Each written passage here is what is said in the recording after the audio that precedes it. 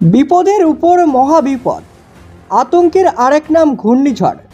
এবার ভয়ঙ্কর বিধ্বংসী গতিতে ধেয়ে আসছে ঘূর্ণিঝড় আসনা। তো এই ঘূর্ণিঝড় কোন সাগরে তৈরি হয়ে কোন উপকূলে আছড়ে পড়তে চলেছে?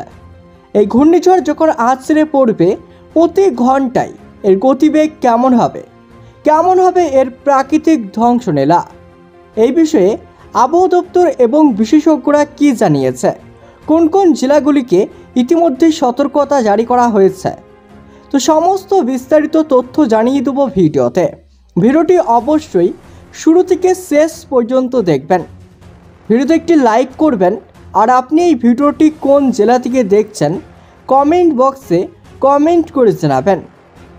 আপনার জেলার ঘূর্ণিঝড়ের খবর বেরিয়ে আসলেই আমরা আপনাকে জানিয়ে দেবো। আর প্রতিনিয়ত ঘূর্ণিঝড়ের আপডেট সবার আগে পাওয়ার জন্য চ্যানেলটিকে সাবস্ক্রাইব করে পাশে থাকা বেল আইকনটি প্রেস করে চ্যানেলের সঙ্গে জুড়ে থাকবেন। তো চলুন এবার দেখে নেওয়া যাক। আবহাওয়ার বিরাট ভোলবদল হয়েছে গত 1-2 দিনে। কোথাও ভারী বৃষ্টি, কোথাও আবার মাঝারি বৃষ্টি। ইতিমধ্যেই বঙ্গোপসাগরে তৈরি হয়ে গিয়েছে সাইক্লোনিক সার্কুলেশন, অর্থাৎ ঘূর্ণাবর্ত। এই সাইক্লোনিক সার্কুলেশনটি পূর্ব মধ্য বঙ্গোপসাগরে সমুদ্র উতাল থেকে 5.8 কিমি পর্যন্ত বিস্তৃত রয়েছে। এটি দক্ষিণ দিকে খানিকটা হেলে অবস্থায় রয়েছে। এই ঘূর্ণাবর্তটি নিম্নচাপে পরিণত হতে চলেছে।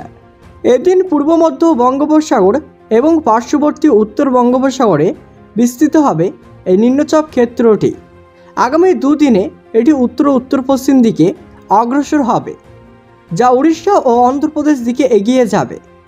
পশ্চিমবঙ্গ উড়িষ্যা উপকূলে এই নিম্নচাপের প্রভাব পড়বে।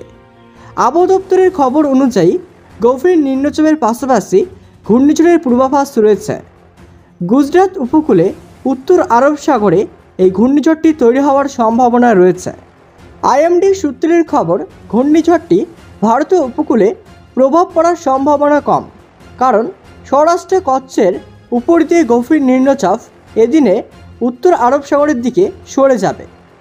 এদিন আইএমডি বলছে যে গভীর নিম্নচাপটি পশ্চিম দিকে সরে গেছে এবং ভূভুজের প্রায় 60 কিলোমিটার উত্তর পশ্চিমে নালিয়া থেকে 80 কিলোমিটার উত্তর পূর্বে এবং পাকিস্তানের করাচি থেকে 270 কিলোমিটার পূর্ব দক্ষিণে অবস্থিত।